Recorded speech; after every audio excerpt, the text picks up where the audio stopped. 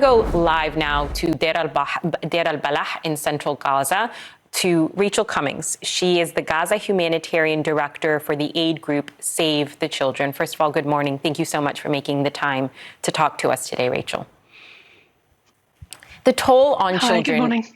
Good morning. The toll on children during this conflict has been enormous, perhaps greater than any conflict, any modern conflict we've seen. And according to Save the Children, according to your organization, at least one Palestinian child has been killed every hour on average by Israeli forces in Gaza over the course of this war, with the number of children killed now surpassing 20,000.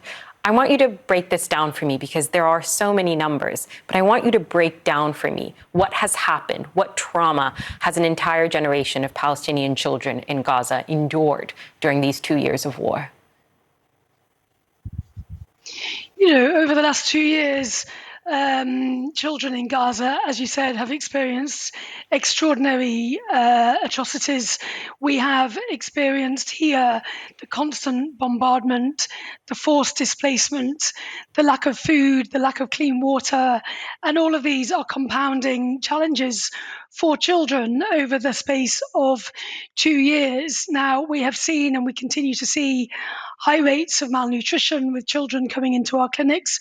We see high rates of diarrhea, of pneumonia. The situation in terms of public health remains absolutely critical. But of course, what we're seeing is not only the impacts on health, but also on mental health and well-being of children, and this sort of collective trauma across a whole generation of children. What we've been doing for the last 2 years as Save the Children and with our partners has been really, you know, a sticking plaster in terms of what we're able to achieve for children in the immediate term. But what we're very concerned about is the medium and longer term impact of this collective trauma on a whole population group of children here. And of course, a ceasefire is now in place, but I imagine that fear, especially for a child, of airstrikes in the middle of the night, of hunger, of displacement. How can you ever make these children feel safe again? Do they feel safe now a ceasefire is in place? Well, these are very, very uncertain and precarious times. There are still some jets and drones flying overhead just in Deir al-Balah, but for now, you know, the bombing has ceased. But children have this 2-year collective trauma that they are still processing and will be doing for a very long time. The needs of children have not changed in the last 48, 72 hours. There is still a need for food, for clean water. And what we need, of course, is the humanitarian supplies to enter Gaza at scale, consistently, and for organizations like Save the Children alongside the UN with our partners to be able to support children and their families in this immediate moment with life-saving supplies, including food, including water.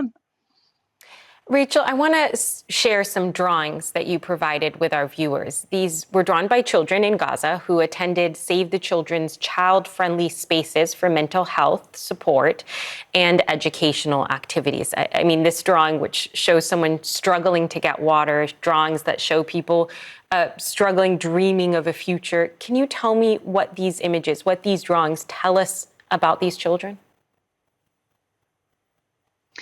You know, I think these images, they're very brave for children to share their experiences. And this exercise is really about supporting children to process their emotions, to process their experiences, and also, of course, to share their hopes for the future. But hundreds of children have shared these drawings with us in our activities, and you know what they've shared is really what they've witnessed, and what they've witnessed no child should have experienced in Gaza. They've witnessed their homes being bombed, their families being destroyed, and of course this forced displacement and extreme uncertainty. And how children share this, as I said, is very brave, but how it manifests in their behaviors is very, very concerning in terms of some of their behaviors that they demonstrate and that their families share with us. So the support for, again, this medium, longer term impact, really we're hoping with the ceasefire, with the pause in hostilities, to be able to now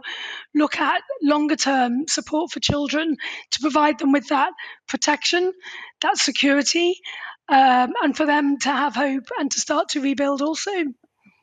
Rachel, thank you so much for explaining the needs and the obstacles that you have on the ground in Gaza. Thank you. Now to you.